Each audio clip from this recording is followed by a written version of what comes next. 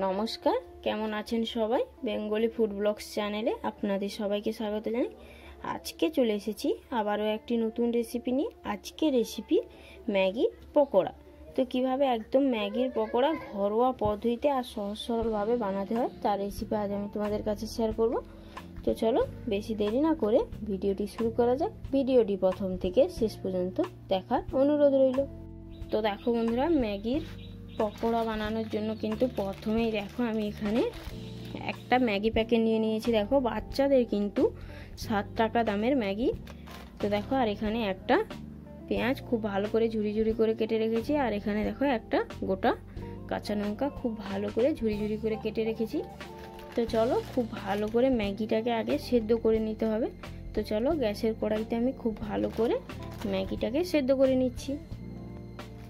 তো দেখো বন্ধুরা, ম্যাগিটা কিন্তু সেদ্ধ করে নেওয়ার জন্য খুব ভালো করে দেখো আগে এইভাবে একটা বাটিতে আমি আগে থেকেই জল কিন্তু গরম হতে বসিয়ে দিয়েছি। এবার জলটা হালকা গরম হলেই কিন্তু আমি ম্যাগিটা দিয়ে দেব। তো দেখো যেহেতু জলটা খুব ভালো করে গরম হয়ে গেছে, ম্যাগিটা আমি এইভাবে একটু ভেঙে ভেঙে দিচ্ছি। তাতে করে পকোড়াগুলো কিন্তু খুব ভালোভাবে ছেপ দেওয়া যাবে, না হলে কিন্তু একটু সমস্যা হবে। আর এই সময় কিন্তু আমি মশলাটি দেব না, তো এমনি ম্যাগিটাই কিন্তু খুব ভালো করে সেদ্ধ করে নিচ্ছি। দেখো আর ম্যাগিটা একটু ভালো করে সেদ্ধ করে নিতে হবে, তাতে করে কিন্তু পকোড়াগুলো খাওয়ার সময় কিন্তু খুবই ভালো লাগবে।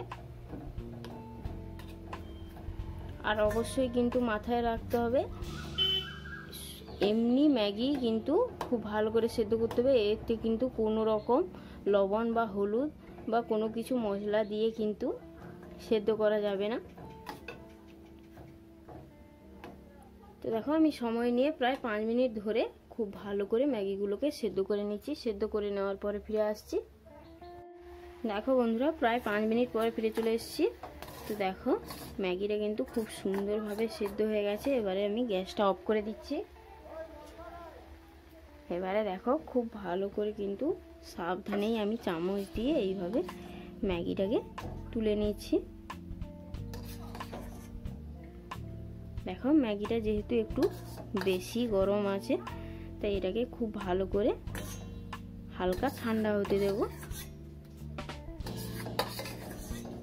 তো চলো ম্যাগিটা ঠান্ডা করে নেওয়ার পরে ফিরে আসছি। এইভাবে একটু চামচ দিয়ে আমি এইভাবে একটু মিলে দিচ্ছি, তাতে করে খুব ভালোভাবে কিন্তু ম্যাগিটা ঠান্ডা হয়ে যাচ্ছে। দেখো তো চলো আরও 5 মিনিট পরে ফিরে আসছি ঠান্ডা করে নেওয়ার পরে।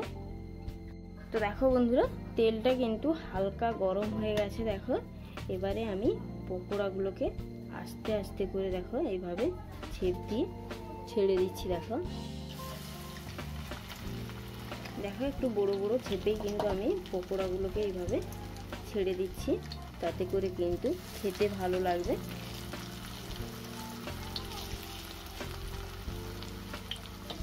আর দেখো এইরকম কিন্তু ছেপটা আশা করি দেখে বুঝতে পেরেছো কীরকম ছেপে দিচ্ছি।